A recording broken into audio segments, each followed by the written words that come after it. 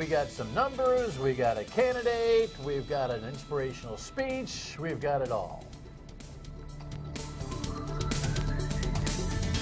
Welcome into my state of mind. I am Dan York. It is an honor and a pleasure each and every night. You know, I say that almost every night, but it's not redundant. Maybe it is redundant, but I still mean it every night. You know, I got a mean email from a radio, I guess, / television listener today saying that my glasses were annoying. Well, how am I supposed to do the show if I can't read anything? And I'm not going to have, I can't get contacts. They make my eyes itch. And I'm not going to get LASIK surgery because I'm afraid. So, sorry. You know, when you turn 50, it gets hard out there. I don't know. I just thought I'd throw that up. And that was kind of throwing up, wasn't it? All right, we're gonna kill the rundown tonight because, well, we're not killing the rundown. Here's the rundown. Oh, by the way, Nellie Gorbea. Nellie, sorry, Jess. That was just to mess Jess up because she's directing. It makes her nervous when I go from that camera to see. This isn't news, so I can do that all the time if I want to, and not get in trouble. No consultant will say you can't do that. But if I keep doing it, I will get a medal. All right, can we get our act together here? Yes, we can. We have polling data for you on the General Treasurer's race, Secretary of State's race, and Lieutenant Governor. This from the WPRI 12 Providence Journal, combined effort to keep you informed as to what is going on with the numbers. So, General Treasurer, Secretary of State, Lieutenant Governor. The governor's information, you know, the big enchilada, I believe, will be a little later in the week. And guess what? The guy who can bring you the numbers and explain them all to you is here from WPR.com, Ted Nesi. I'm a little giddy today. I don't know. I know, you get a little silly. 50? I didn't know you were 50. I'm shocked. I'm more than 50. Oh, I'm just saying God. When it gets to 50, it gets to... You did have that 30th birthday, though, didn't you? I did. I hit the big 3-0. Thank you. Made it. All right. Okay. All right. You see the way this show's going already?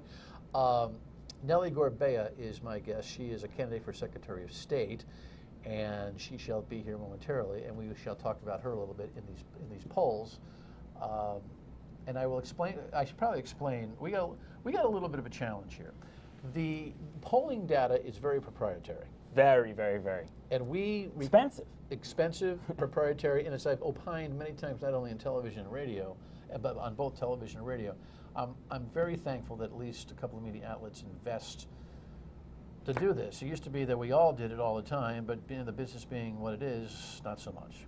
So we record our program late afternoon prior to the 5 o'clock news that you see live on WPRI 12, and that's when you're releasing the first of these races, 5, 5:30, and 6 tonight, right? Mm-hmm. And it's kind of all that kind of. So as we record this program, nobody knows about this polling data, including our guest coming up, Nellie Gorbea, who I will not speak with about the polls that you're going to see. So she doesn't know about the polling data as we record. She will know about the polling data when you know about the polling data. Unfortunately, she was here recording the show before she could know about the polling data. Does that make any sense to you? I'm sure they'll trust you. They'll trust you. I think you get it. Yeah. Anyway, so let's go to the polling data. Let's do it. By the way, the governor's stuff comes out on WPRI Wednesday. 12. Early morning, Wednesday morning in the Providence Journal and on That's WPRI tomorrow 12. morning. Tim White, yep. Today's Tuesday, right? Tuesday today. Okay. Tomorrow morning at 5 a.m. Tim White will be live on your TV screens with all the governor data. All right. We can't blow that up and have a little preview on this one today? No, we can't. I don't want to get in trouble. You know. I'm not nearly important enough to break that agreement. All right. But it is fun to watch these races. So let's put the first one up, and this is... which one is the first one we have here? This is now already, I feel like we've got a surprise here, Ted. That Seth Magaziner has a 12-point lead over so well-known Frank Caprio. By the way, the polling was taking place during what period of time? Last week, Monday through Wednesday. I wonder if Frank's brother's problem had anything to do with this. You know, Tim White and I interviewed Joe Fleming, our political analyst who does the poll for WPRI and the Journal. He said exactly that. He said, you know, Seth Magaziner is running, it appears to be a good campaign. His ads are up. He's getting his name out there. But a huge part of this, Joe Fleming and I tend to agree, is that the Caprio name's been taking a hit for weeks now with this beach concession contract controversy. Frankly, the average voter may not know the difference between David Caprio and Frank Caprio. They may just hear Caprio, concession contracts, something wrong, ethics commission, and think, no, I don't want that. Because Frank Caprio hasn't lost any support. We polled this back in May, this race, when Ernie Almonte was still a Democrat.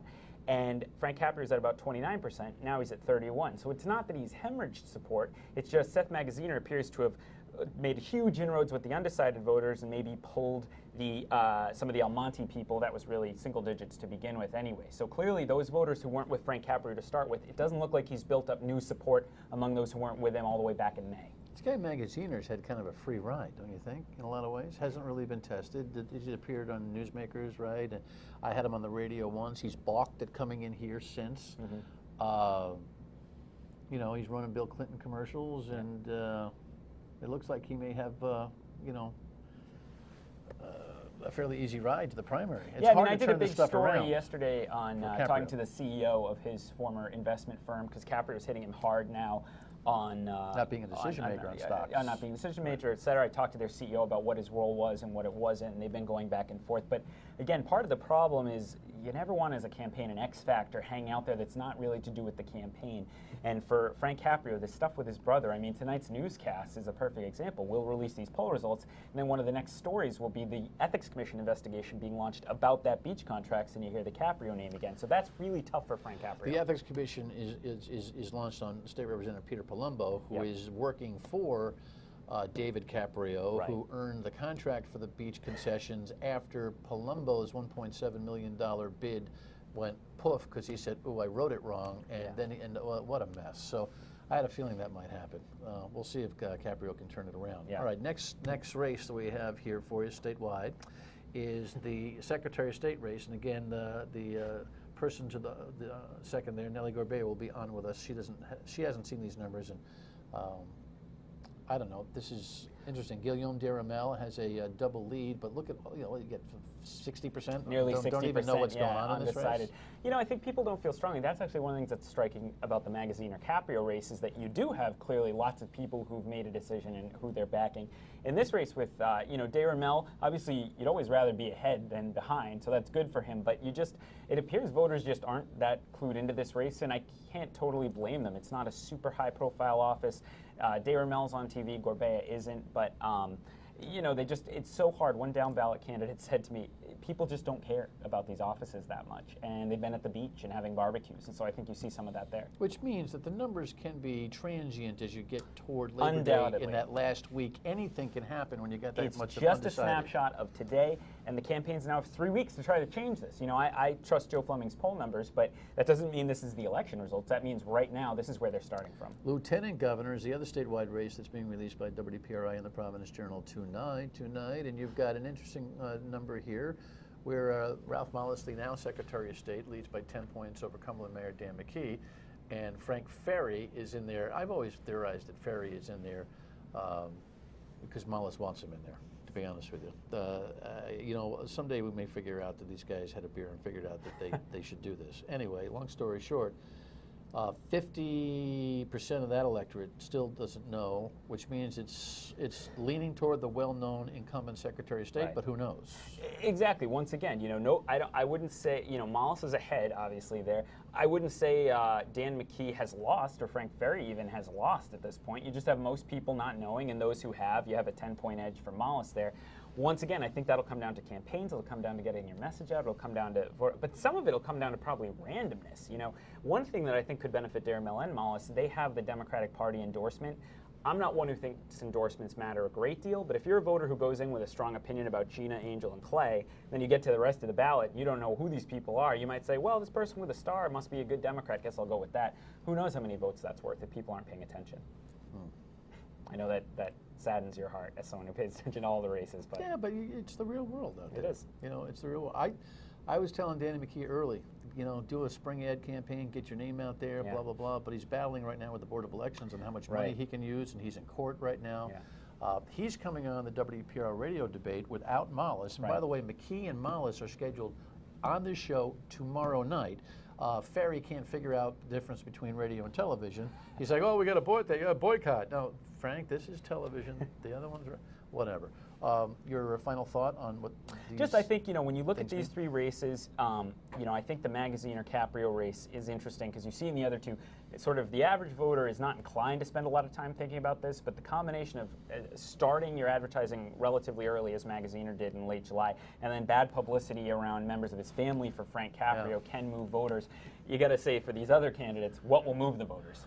Right. Okay, so I've got the Lieutenant Governor candidates Mollis and McKee tomorrow night. Block and Fung on the Republican side for governor. You'll have governor numbers for both Republicans and Democrats? Just Democrats. Just Democrats. Still, really? Still unpollable Republicans at this point. And then you have a debate scheduled next week, and you will preview numbers with me prior to the debate? Yes, Monday night. I'll be with you back here, and we'll talk numbers, and we'll talk debate, and we'll talk everything. Always good to see you. Always good to see you. Thanks for having me. Nellie Gorbea, who hasn't seen the numbers. Thanks.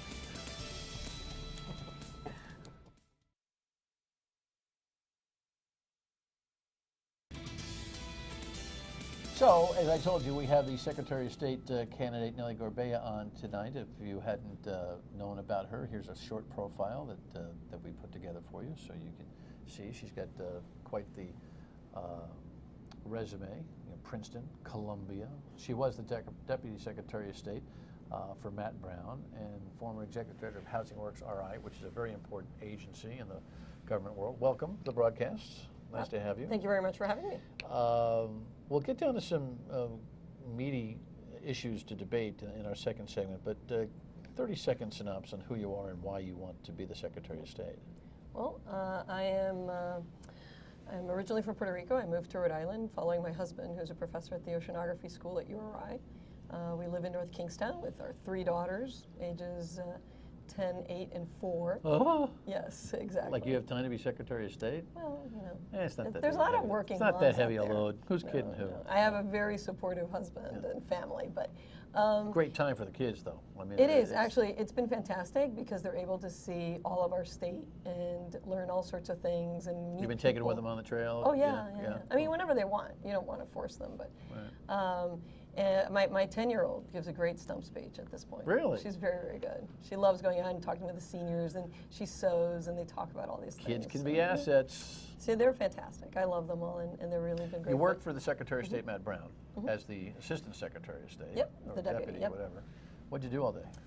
So I was the Director of Administration, so I basically ran the office on a day-to-day basis, and which meant that elections, corporations, state archives, state library, IT, finance, and administration all reported into me, and public information. Were you sitting there in that job saying, I want to be elected to this job while you were doing that job? No, actually, interestingly enough, no. I was very, very intent on getting that job done, and what we did was, through those 4 years, take an office that was paper and put it on the internet. Those were the days of, the beginning of the internet with government.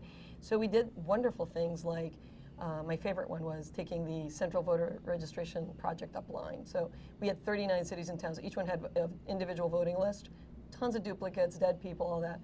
When you combine them all into one database, you have to clean out the rolls. So we did a huge cleanup process. And then we said, why not let people look up their voter information, look up their ballot, look up their polling place. And today you can do that on the Secretary of State's website. So you're running against Guillaume de Rimmel. Do we have a piece of that ad just to run? I mean, I mentioned on the rundown last night, and hopefully he's going to come in. I think he is scheduled to come in later in the month. Roll that if we can. This ridiculous shape. Guillaume de Rimmel, Definition, please. a reformer who's taking on the system. Use in a sentence. As Secretary of State, Guillaume de Rimmel will be a watchdog. Will he make sure something like 38 Studios never happens again? Correct. And he's not taking a penny from So lobbyists. this assertion that the Secretary of State's office has a principal role in policing government, clean government, the likes of which would prevent 38 Studios, makes me gag. Well, Come on, man. I mean, I'll tell you this. When I was there as deputy, we took paper files and put them up on the internet. Part of the reason you can tell right now who is registered as lobbyist and who isn't online is because of the work that I did.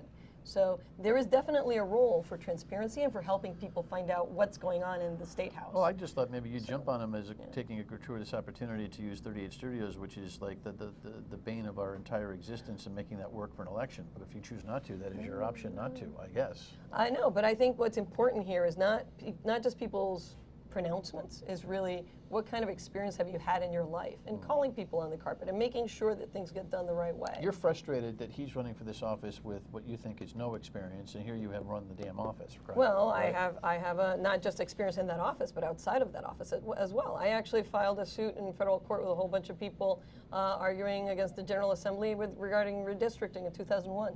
So I have a long history of holding people accountable for what they should be doing. You spending any dough trying to get any attention for your race? We're about to release some of of that. You're about to We've been launch seeing- because yes. you're behind in that advertising. Yeah, but that's correct. He's been able to, in fact, actually after our first debate, the newsmakers debate, 3 days later he sunk in another 100,000 to his race and started to go on the And air. you're not writing that ticket out of your own personal assets. I cannot, no.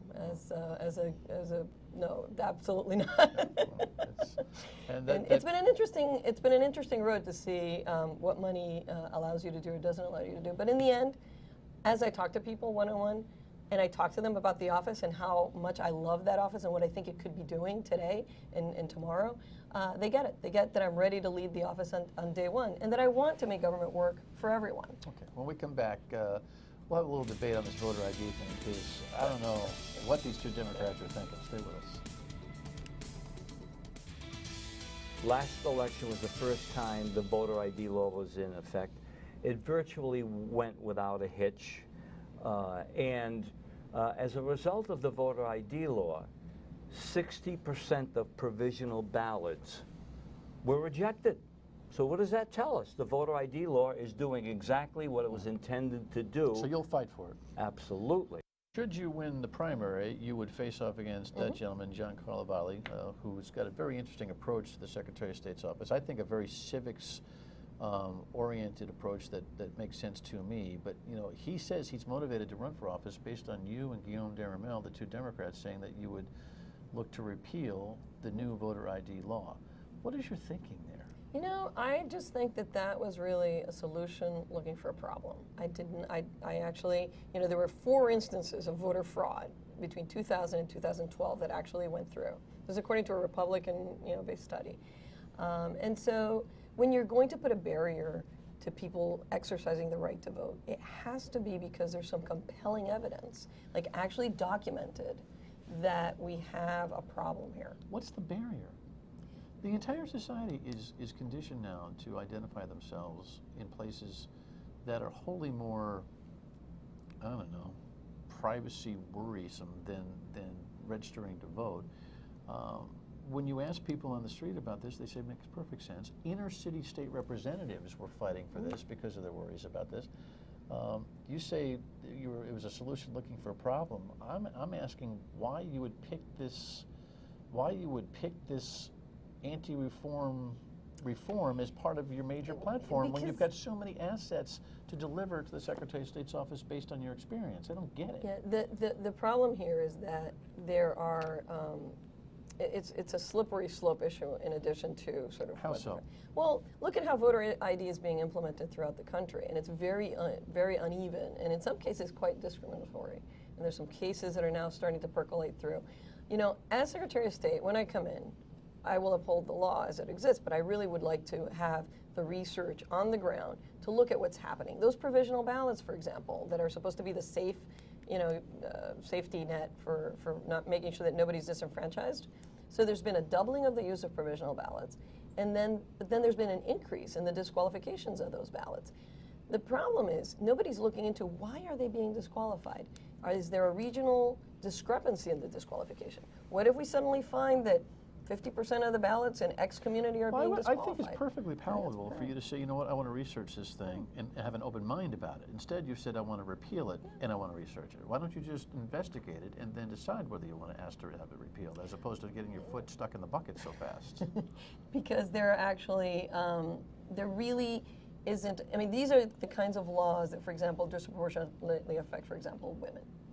So the Brennan Center said that 66% of women today have a current voter ID that actually matches their name right now. You know, people will say, well, yeah, but everybody has an ID. No, women tend to outlive men. And a 90 or an 85-year-old woman has no reason to have necessarily a driver's license. And now you're asking her to go get a photo ID in order for her to exercise her right to vote. And you and I can disagree about this for a long time. We should go out for beers for it. We should do that. You're the kind of I think I'd enjoy it. Will you come if Guillaume wants to meet with you here? Absolutely. All right, great. Good luck in the race. And thank you. We'll chat some more. Yeah, great. Right. Thank you. Your state of mind, we'll come back. So I went to the Diamond Hill Park last night to watch the full screen of the Little League Cumberland American game, and there's old Dave Belisle with a post-game speech that has gripped the nation. Did you see this? I can't play the entire 2.5 minutes, but here's a minute plus of it. It was wonderful. I could watch that over and over and over again. You know, Dave has been here with his dad Bill, talking Mount Hockey. I loved when he told them, you know, look me in the eye. I don't know if that was in the clip, but it is a mentoring, coaching, foundational exercise for an example for everyone who wants to volunteer coach. Your thoughts on that, Nellie Gorbea, the data, your state of mind, 228-1886. We'll hear from you tomorrow night, right? We'll have a debate right here tomorrow with Ralph Mollis and Dan McKee for Lieutenant Governor on the Democratic side. And I'll see you on the radio tomorrow at noon on WPRO. Thanks for watching. Have a great night.